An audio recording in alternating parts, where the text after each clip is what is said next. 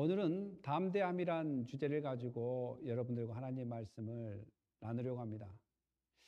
여러분, 사람들이 이 땅에 살아갈 때 다 경험하는 것이 뭐냐면, 여러분 이 땅에 가장 무서운 것이 무엇입니까?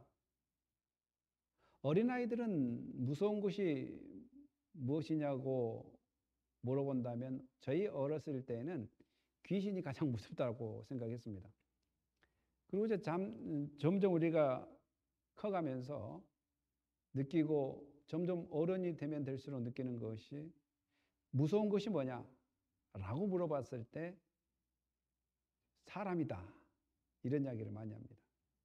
그것도 그럴 것이 유명인이나 유명 정치인이나 이런 사람들이 SNS를 통해서 자기의 정치력과 자기 유명세 또한 자기 소식들을 나눌 때 가장 힘들어하는 것은 악플입니다. 악플. 그래서 악플로 인해서 사람들이 기록해 놓은 댓글, 곧 악플을 통해서 상심하여 괴로워하다가 자살을 하는 경우도 있습니다. 그리고 목사님들에게 몇몇에게 물어보면 이런 이야기를 합니다. 목회에서 가장 어려운 것이 뭐냐?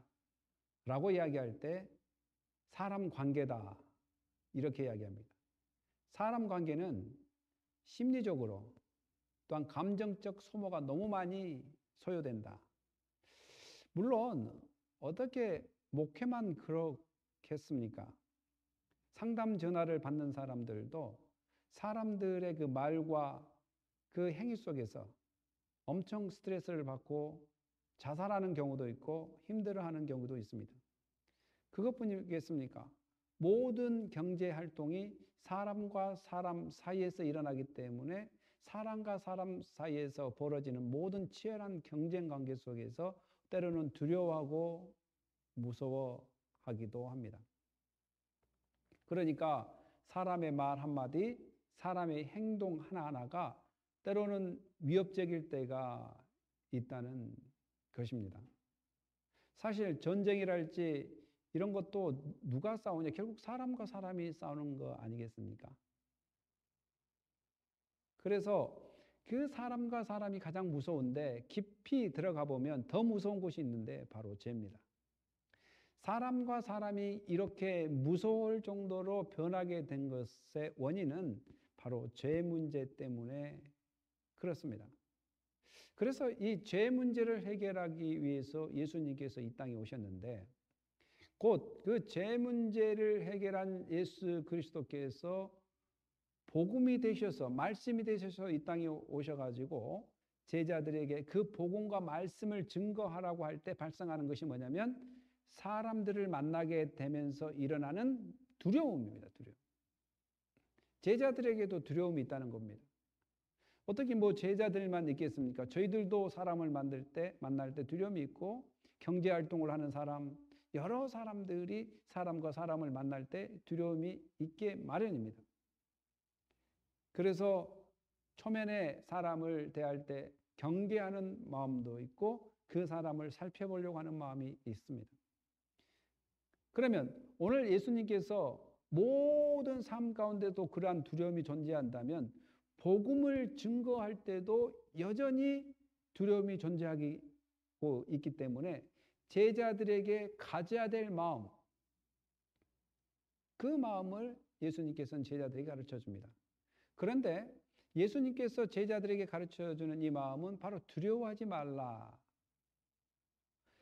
이 두려워하지 말라는 이 세상 모든 일에 있어서 두려움이 존재한다고 했습니다. 그리고 예수 믿든 믿지 않든 모든 사람은 두려움을 가지고 산다고 이야기했습니다. 그런데 그 이야기를 다 하는 것보다는 이 본문은 전도를 할 때 생기는 두려움, 복음을 증거할 때 또 제자로서의 사명을 감당할 때 생기는 두려움, 이 두려움을 어떻게 이겨야 되는가? 그리고 왜 예수님은 그들에게 이미 두려움이 생길 것을 알고 두려워하지 말라라고 이야기한다는 것입니다. 이걸 반대적인 입장에서 두려워 말라라는 그 말을 다른 말로 한다면 담대하라라는 것입니다. 담대하라. 그러면 오늘 본문을 통해서 하나하나 왜 두려워하지 말아야 되는지. 왜냐하면 첫째, 예수님께서는 본인의 모습에 대해서 설명을 합니다. 본인이. 그래서 제자들과 비교해 가면서 이야기하는 것이 뭐냐면 24절, 26절에 이렇게 기록되어 있어요. 제자가 그 선생보다 또는 종이 그 상전보다 높지 못하나니 제자가 그 선생 같고 종이 그 상전 같으면 족하도다. 집 주인을 바알세불이라 하였거든 하물며 그 집 사람들이랴. 그런즉 그들을 두려워하지 말라. 감추인 것이 드러나지 않을 것이 없고 숨은 것이 알려지지 않을 것이 없느니라. 예수님이 제자들에게는 선생입니다. 스승입니다. 여러분 알다시피 예수 그리스도께서는 엄청난 핍박과 고난과 질고를 당하셨습니다.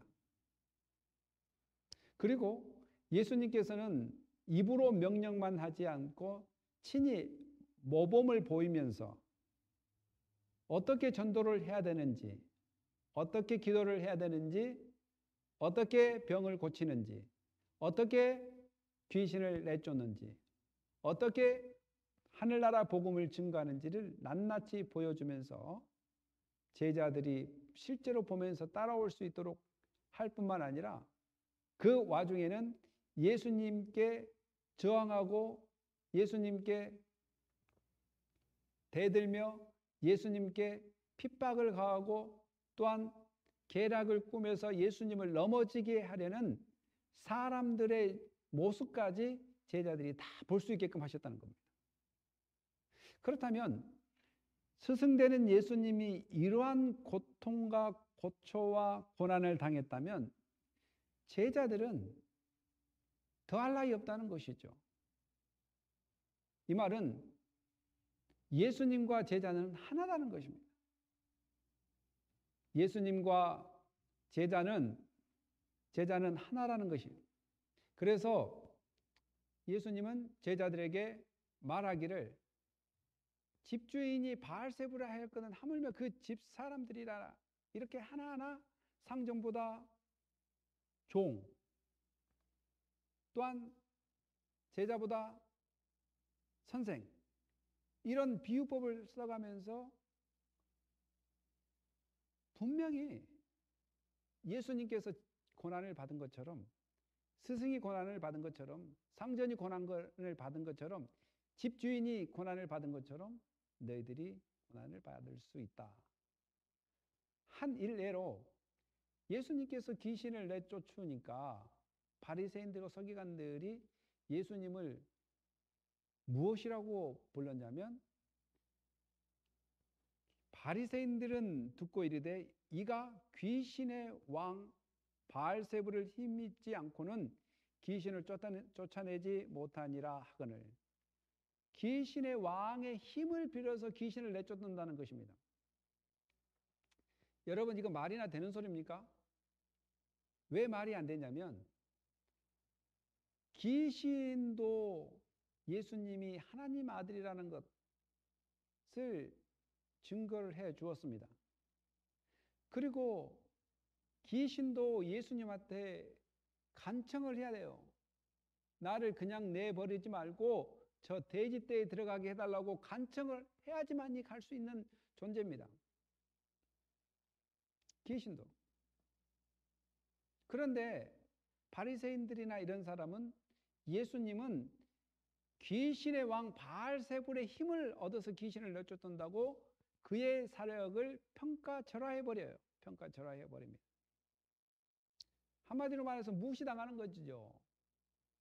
예수님도 사역을 펼칠 때 질병을 고치고 귀신을 내쫓고 복음을 선포할 때 주변에 많은 사람들이 다 예수님을 존경하며 따라온 것이 아니라 때로는 바리새인들처럼 이렇게 평가절하하고 귀신의 왕의 힘을 입었다라고 이렇게 예수님을 무참하게 비하하는, 조롱하는 이야기를 했습니다.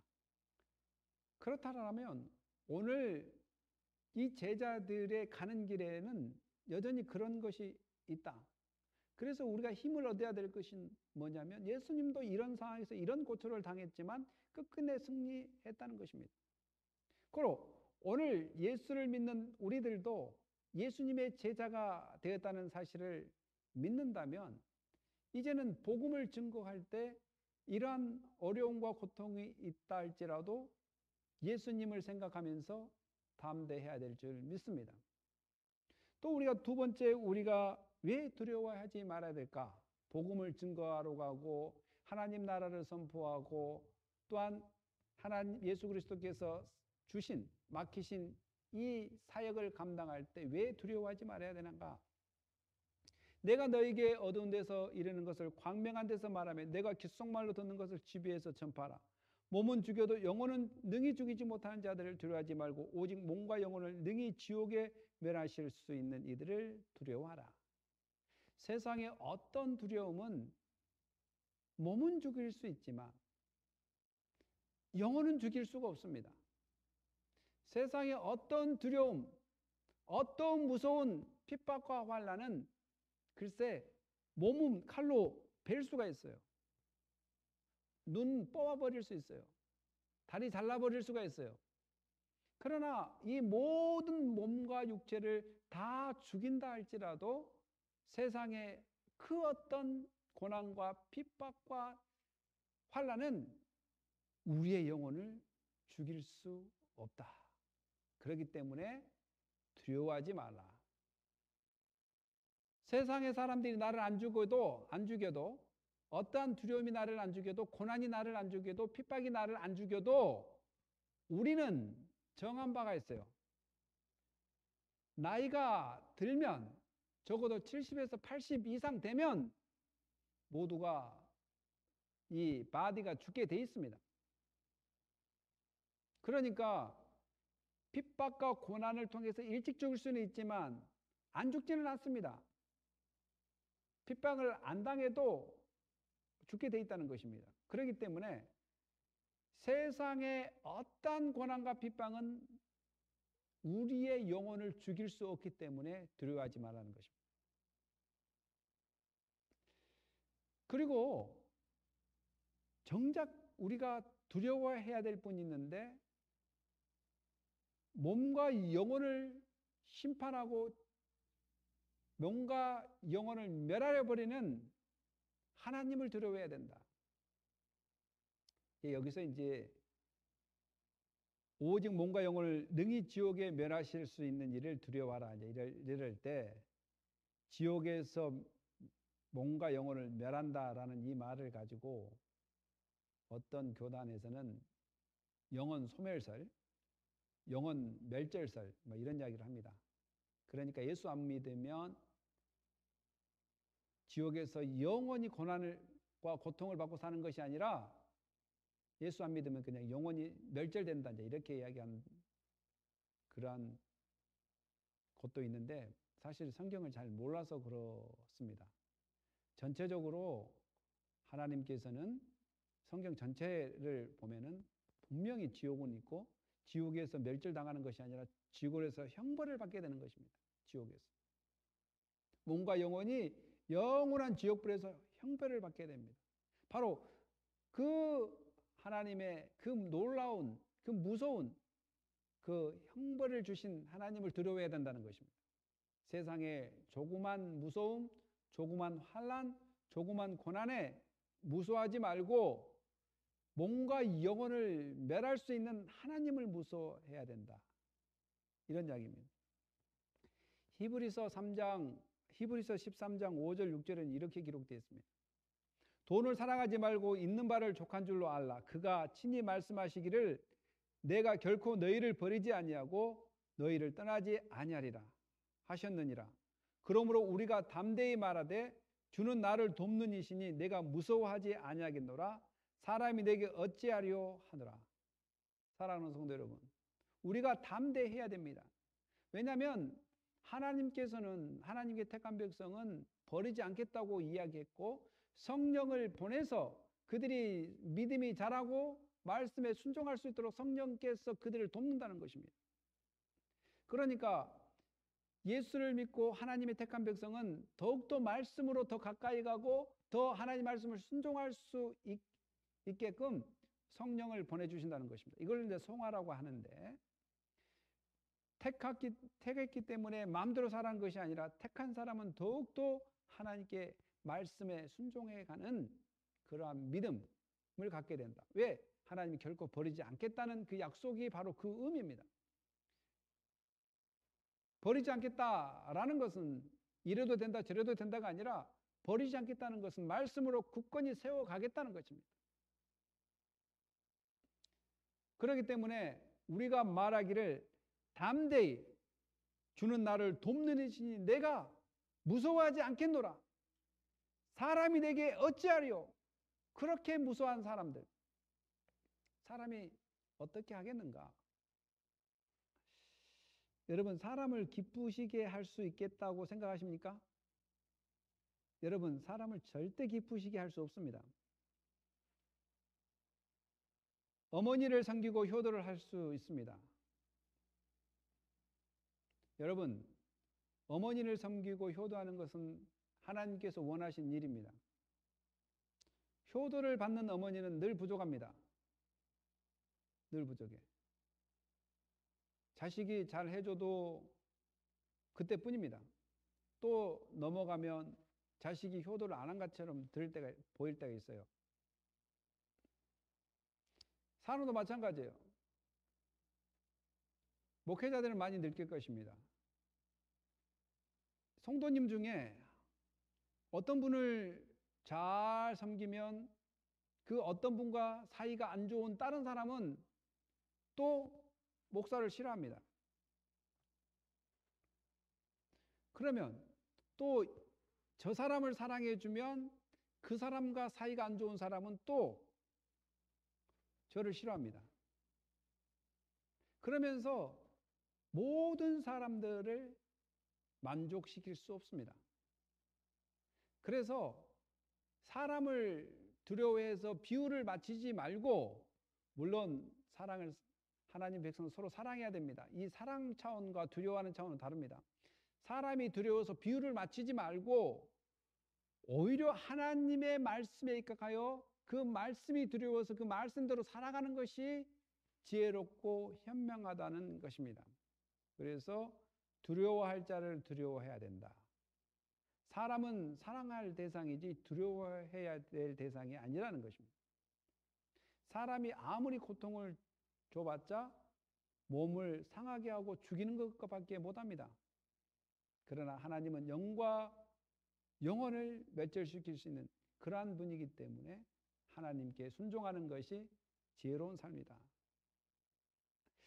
사랑하는 성도 여러분, 저는 여러분과 저희가 해야 될 것이 있다면 하나님을 기쁘시게 하는 삶만이 이 땅에서 평안을 얻을 수 있는 방법입니다. 사람의 비유를 맞추기 위해서 그 두려움을 조금 회피해 보려고 하는 것이 아니라, 하나님께 모든 것이 맞춰져 있다면 하나님이 일하실 것입니다. 그래서 하나님만 알면 됩니다, 사실.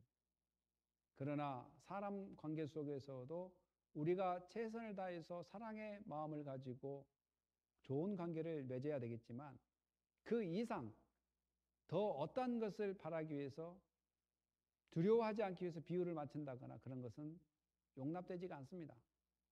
왜냐하면 인간은 다 비유를 100% 맞출 수가 없기 때문에 그렇습니다. 목회뿐만 아니라 개인도 마찬가지예요. 어떤 단체도 마찬가지예요. 이 사람을 좀 지켜 세우면 저 사람이 좀 시샘을 하고, 또 이 사람을 지켜 세우면 저 사람이 또 실족하고, 이런 세상입니다. 그래서 이것저것도 안 된다면 하나님을 두려워하고 그분을 기쁘게 할 때 하나님께서 모든 것을 정리해 나갈 것입니다. 여러분, 그런 은혜가 있기를 바랍니다.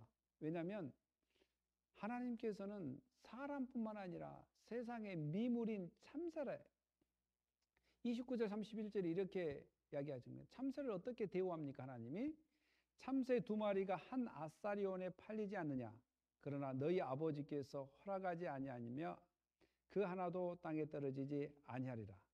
너희에게는 머리털까지 다 세신 바 되었나니 두려워 말라. 너희는 많은 참새보다 귀하니라. 아멘입니까? 여러분, 세상의 미물이라고 생각한 그 참새, 왜 미물이라고 이야기하냐면 그 당시 참새 2마리가 한 아사리온에 팔린다 라고 이렇게 비유를 하지 않습니까? 한 아사리온은 어떻게 계산이 가능하냐면 그때 그 당시에 로마 화폐의 단위가 있었는데 바로 펜이라는 아주 적은 돈을 아사리온이라고 합니다. 그때 그 당시에 하루 노동자의 품삯이 한 데나리온입니다. 한 데나리온. 한 데나리온이 16이라면 한 아사리온은 1입니다. 1. 그러니까 16분의 1이라는 거예요. 예를 들어서 여러분들이 160불을 하루에 일을 해서 번다고 해봅시다. 그러면 160불 갖고 참새 2마리를 사기 위해서는 얼마를 사용해야 되냐면 1불 60센트. 1불 60센트를 주면 참새 2마리를 살 수 있어요. 하루에 160불 중에 1불 60센트가 바로 참새 2마리를 살 수 있는 비용입니다. 그렇다면 이 미물 1불 60센트짜리 이 2마리 참새도 하나님께서 허락하지 않냐면 땅에 떨어지지 않는다면 하물며 너희도 아무리 고통과 고난과 복음을 증거하다 하러 가다가 힘든 상황이 만날다 할지라도 하나님이 허락하지 않으면 너는 죽지 않는다. 그래서 강하고 담대하게 복음을 증거하는 사람이 돼야 된다 라는 것입니다. 사랑하는 사람은 이걸 보고 흔히 섭리신앙이라고 이야기합니다. 섭리신앙. 섭리신앙은 하나님께서 이 땅을 다스리고 보호한다는 신앙입니다. 하나님께서는 이 땅을 다스리시고 보호하신다. 이걸 믿는 신앙이 바로 섭리신앙인데 섭리신앙의 이점이 무엇이냐? 고통이 다가올 때, 환난이 다가올 때 가질 수 있는 것이 뭐예요? 인내입니다. 인내. 하나님께서 고통과 환난을 주실 때는 무엇인가 목적이 있다라는 그런 확신이 있기 때문에 뭐 할 수 있다고요? 우리가 인내할 수 있는 것입니다. 인내할 수 있는 것입니다. 우리가 인내를 이야기하지만 인내의 원동력은 섭리신앙에서 나와요.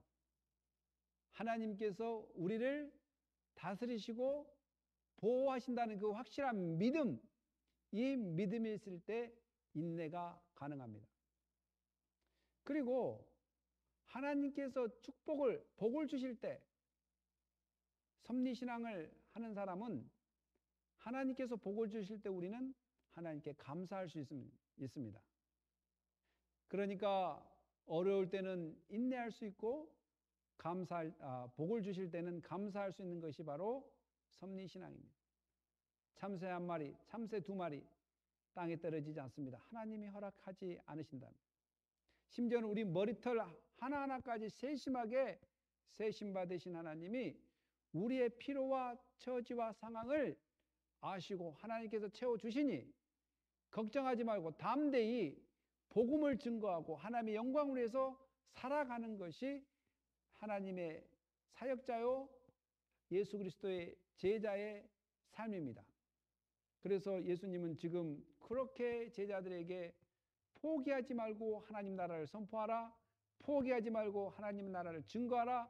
포기하지 말고 확연히 드러난 그 복음을 증거해야 된다는 것, 전파해야 된다는 것을 계속해서 강조하고 있습니다. 사랑하는 성도 여러분, 우리는 그런데 언제부터 복음을 증거하는 것이 은사라. 이렇게 말을 잘 만들어서 은사 있는 사람만 복음을 증거한다. 라고 그렇게 가르치는 곳도 있습니다. 물론 틀린 말은 아니겠지만 지금까지 10장 전체를 보고 예수 그리스도의 가르침을 보면 전도가 복음을 증거하는 것이 은사라 이런 측면보다는 제자들은 복음을 증거해야 된다는 것입니다. 복음을 증거해야 된다. 그런데 복음을 증거할 때 분명히 고난과 고통이 따르고 비아냥거리는 소리, 무시하는 소리, 핍박하는 소리 다 예수님이 알고 계시고 그러한 것들이 있다고까지 이야기하면서 두려워 말고 담대하라는 것을 가르치는 원인은 바로 쉬운 일이 아니다. 그렇지만 예수 그리스도의 제자들이 다 해야 되는 일이다라는 것을 이야기합니다. 그래서 교회가 이 복음을 증거하는 것에 대해서 회색지대가 되어버렸습니다. 회색지대, 그레이 컬러, 회색지대. 그러니까 검은 색깔도 아니고 하얀 색깔도 아니고 복음을 증거해야 된다, 증거하지 말아야 된다, 뭐 이것도 저것도 아닌 그냥 교회만 잘 나오면 좋은 성도로 인식해버리는, 또한 제자로 인식해버리는. 그런데 보면 32절과 33절에 이렇게 기록되어 있는데 누구든지 사람 앞에서 나를 시인하면 나도 하늘에 계신 내 아버지 앞에서 그를 시인할 것이요 누구든지 사람 앞에서 나를 부인하면 나도 하늘에 계신 내 아버지 앞에서 그를 부인하리라. 그러니까 은사적인 측면이 아니라 고백적인 측면입니다. 고백적인 측면. 나를 시인하라. 시인하라는 것은 호모로게세이라고, 호모로게세이. 곧 개인적으로 예수 그리스도의 복음을 동의하고 두 번째로 그 동의한 것을 공개적으로 고백하는 것을 이야기합니다. 다시 말하면 호모로게세이란 곧 시인하다. 또한 confess 영어로는 그리고 acknowledge 인식하다. 그러니까 예수 그리스도를 개인적으로 믿음의 동의 그리고 믿음을 받아들이고 이것을 공개적으로 고백하는 것을 바로 시인이라고 합니다. 이것은 은사적인 측면보다는 고백적인 측면, 신앙적인 측면, 내가 예수 그리스도를 믿냐 안 믿냐라는 그 결단의 기로에 엄청난 고백의 결단의 말입니다. 그러니까 내가 먼저 예수를 믿어야 될 뿐만 아니라 이 믿는 예수에 대해서 증거하지 못한다는 것, 시인하지 못한다는 것, 저는 모르겠습니다. 이것이 구원받은 백성인지 구원받지 못하는 백성인지 저는 잘 모르겠어요. 그러나 한번 생각해 봐야 됩니다. 분명히 하나님께서 우리가 이 땅에 살면서 사람들에게 복음을 증거하고 복음을 나누고 사람들 앞에서 시인하지 못한다면 예수님도 종말에 심판대 앞에 시인하지 않겠다라고 이야기합니다. 그러면 또 이렇게 이야기한 사람도 있습니다. 목사님, 꼭 복음만 증거해야지만이 시인한 건가요? 그냥 말씀대로 잘 살아가는 것이 시인이 아닌가요? 네, 맞습니다. 말씀대로 사는 것이 복음을 증거하는 것입니다. 말씀에서 복음을 증거하라고 했으니 말씀대로 산다라고 생각한다면 그 복음을 증거하는 것이 바로 말씀대로 사는 것입니다. 아, 목사님, 그러면 꼭 말씀대로만 살아야 됩니까? 선을 베푸는 것이 복음을 증거하는 것이 아닙니까? 아닙니다. 선은 선이고 복음 선파는 복음 전파입니다. 다릅니다. 왜냐하면 우리가 선이라고 생각한 자선이라는 것은 예수 안 믿는 사람도 많이 합니다. 더 잘합니다. 그러나 기독교에서 핵심적인 예수 그리스도의 복음을 증거하지 못한다는 것은 바로 교회가 회색지대, 복음을 증거해도 되고 증거 안 해도 되는 그러한 교회로 전락하고 성도들이 잘 있는 성도라도 잘 나와서 헌금생활 잘하고 믿음생활 잘하는 걸로 만족해버립니다. 그러나 교회가 큰 교회가 된 것은 자기 교인들이 안 믿는 사람을 전도해서 그럴 수도 있지만 다 작은 교회에서 또한 교회가 교회를 수평적 이동을 통해서 많이 부흥이라기보다는 숫자가 늘어나는 경우가 상당히 많이 있습니다. 그러니까 회색지대가 되는 이유가 뭐냐면 바로 안정적인 교회, 전투적인 교회가 아니라 안정적인 교회, 그리고 사람들에게 폴라이트하게 대하기 위해서 전혀 무리하지 않게 복음을 증거하지 않습니다. 그러니까 복음을 증거하지 않다 보니까 핍박과 고난을 당하지 않습니다. 그러나 예수님께서는 핍박과 고난이 분명히 있다고 이야기했고, 많은 사람들에게 자기의 그 믿고 있는 복음을 고백해야 되고 모든 사람 앞에 증거해야 된다는 예수님의 이 가르침입니다. 오늘 제자가 된 우리는 회색지대의 교회가 아니라 분명하게 복음을 증거하는 교회, 예수 믿지 않는 사람에게 예수를 믿으라고 증거하는 교회로 우리는 변화되어야 될 줄 믿습니다. 우리 개인 스스로도 마찬가지로 예수 믿는 교회, 예수를 증거하는 교회가 됩니다. 그래서 저희 보지니아 소리교회는 광야의 소리처럼 믿지 않는 사람에게 예수를 증거하고, 또한 하늘의 소리가 내려온 것처럼 하나님이 인정하는 교회가 되어야 되는 것이 뭐냐면 회색지대가 아니라 흙과 백이 정확한 교회, 예수 그리스도를 증거하라고 했으면 증거하는 교회, 이런 교회가 되어야 될 줄 믿습니다. 물론 증거하다 보면 예수님이 이야기한 것처럼 고난도 받고 핍박도 받고 무시도 당하고 때로는 예수님께서 춤뱉음을 당하시고 채찍질도 당하신 것처럼 많은 그러한 수모를 당할 수 있습니다. 그러나 그 수모는 장차 하나님 앞에 영광이 될 수 있다는 것입니다.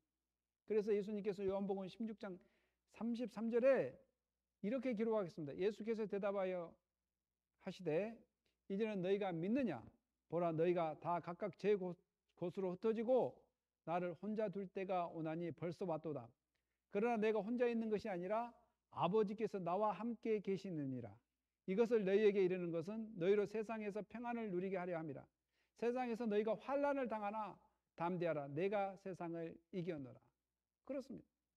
예수님도 고난 때에 지금 십자가 지기 전 요한복음 16장 32절과 33절을 제가 읽었지만, 너희가 믿느냐? 누구를 믿느냐? 바로 예수 그리스도를 믿느냐? 예수 그리스도가 누구라고 믿느냐? 바로 하나님과 하나다. 하나님 아버지로부터 오셨고 하나님과 함께한 사람이가 곧 예수님은 구원자이시며 하나님이시라는 것을 믿느냐?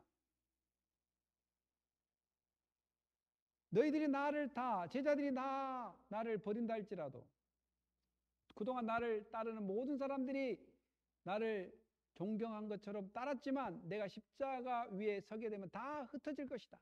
그러나 누구만큼은 가지 않는다? 바로 하나님만큼은 나와 함께 계신다. 그리고 이 이야기를 하는 것은, 예수님께서 이런 이야기를 해주는 것은 평안을 주기 위해서 하신다는 것입니다. 세상에서 제자들아, 세상에서 하나님의 백성들아, 환난을 당하나 담대하라. 내가 세상을 이겼기 때문에 담대하라 라는 것입니다. 사랑하는 성도 여러분, 예수님께서 십자가에 못 박혀 돌아가시기까지는 하나님께서 함께 하셨다는 것, 아버지께서 나와 함께 계시느냐라고 이야기하셨습니다. 더 나아가서는 오늘 우리가 십자가를 지고 따라야 되는데, 실제로 십자가를 드는 것이 아니라 예수님이 걸어가는 이 발자취를 따라갈 때 하나님께서 우리를 외면하지 않으신다는 것입니다. 그래서 오늘 교회가, 또한 저희들이 다시 한번 회복되어야 될 것이 뭐냐면, 개인적으로 예수 그리스도를 받아들였다면 공개적으로 고백하는 것이 분명히 필요합니다. 곧 복음 전파는 고백입니다. 고백. 더 이상 회색지대를 만들면 안 됩니다. 이것도 아니고 저것도 아니는 복음을 증거해도 되고 안 증거해도 되는, 복음은 은사다, 복음 증거하는 것은 은사다, 전도는 은사다 라고 일방적으로 주장하는 것은 잘못된 것입니다. 바로 은사를 떠나서 믿는 사람이라면 그 믿고 있는 그 대상에 대해서 고백이 바로 전도입니다. 전도. 사랑하는 성도 여러분, 에레미야 선지자가 하나님의 말씀을 듣고 유다 민족의 복음을 또한 하나님 말씀을 증거할 때 쉽지 않았습니다. 같은 민족이 에레미야 선지자를 흙구덩이에다 밀어내고 때리고 못 살게, 또한 그 하나님 말씀을 증거하지 못하도록 했습니다. 그러나 에레미야 선지자는 눈물을 흘리면서 복음을 증거했습니다. 눈물을 흘리면서. 그때 그 당시 거의 복음이죠. 하나님 말씀이. 베드로도 마찬가지입니다. 고백하는 그러한 시간이 있었지만, 또 부인했던 시간이 있었지만, 결국 회개하고 이제는 예수 그리스도를 시인하고 목숨을 내놓고 복음을 증거했습니다. 여러분들이 잘 아는 바울은 어떻습니까? 바울도 마찬가지로 예수 그리스도를 핍박하는 자였습니다. 반대하는 자였습니다. 예수 믿는 사람을 잡아 죽이려고 했고, 그 사람들이 끌어다 옥에 가두려고 했고, 스데반이 돌로 칠 때 옆에서 협조했던 사람입니다. 그런 바울이 예수 그리스도를 받아들이고 예수 그리스도를 시인하고 예수 그리스도를 고백하고 이제는 공개적으로 복음을 증거하러 이방 땅에 가는 것을 볼 수 있습니다. 그러니까 믿는 것과 복음 증거하는 것은 동전의 양면처럼 같이 따라다니는 것입니다. 복음 증거하는 것은 은사다. 은사가 없는 사람은 안 해도 된다. 이런 식으로 이야기하면 안 된다는 것입니다. 성경을 자세히 살펴보십시오. 대부분 믿는과 동시에 증거합니다. 귀신의 내쫓음을 받았던 그 사람도, 또한 병을 고쳤던 사람들도 다 낫고 난 다음부터 예수를 증거하는 사람으로 다 변화되는 것. 사마리아 여인도 마찬가지로 그 갈증난 목마름을 예수 그리스도를 통해서 해결한 다음에 동네 가서 복음을 증거합니다. 곧 예수 그리스도를 증거한다는 것입니다. 믿음의 선배들도 다 마찬가지로 고백을 하고 그 다음에 증거하는 그러한 삶을 사셨다는 것입니다. 여러분, 우리의 신앙인들은 일편단심으로 변함없이 예수 그리스도를 증거하다가 천국 가는 것이 복입니다. 저와 우리 모두가 이 땅의 조그만 고난과 환난에 두려워하지 말고 예수 그리스도를 통해서 우리가 새 생명을 얻었지 않습니까? 예수 그리스도를 통해서 오늘 죽어도 천국할 수 있는 그러한 확신과 믿음을 얻었지 않습니까? 또한 예수 그리스도를 통해서 새 생명을 얻었으니 주님 오실 그날까지, 예수 그리스도께서 다시 오실 그날까지, 또한 우리가 천국 가든 오든 그날까지 두려워하지 말고 담대하게 사람을 무서워하지 말고 오히려 하나님을 두려워하는 마음으로 복음을 증거하는 삶이 우리 삶 가운데 있어지기를 예수님의 이름으로 축복합니다. 아멘. 기도하겠습니다. 할렐루야. 하나님 감사합니다. 오늘 하나님께서 저희들 불러주셔서 예배 드리게 하심을 감사합니다. 정말 우리가 예수 그리스도의 사랑 안에서, 말씀 안에서 정말 새롭게 거듭나서 복음을 증거하고 선포하는 은혜가 있게 해주셔서 좌로나 우로나 치우치지 않는 그러한 삶을 살게 하여 주시옵소서. 감사하며 예수님의 이름으로 기도합니다. 아멘.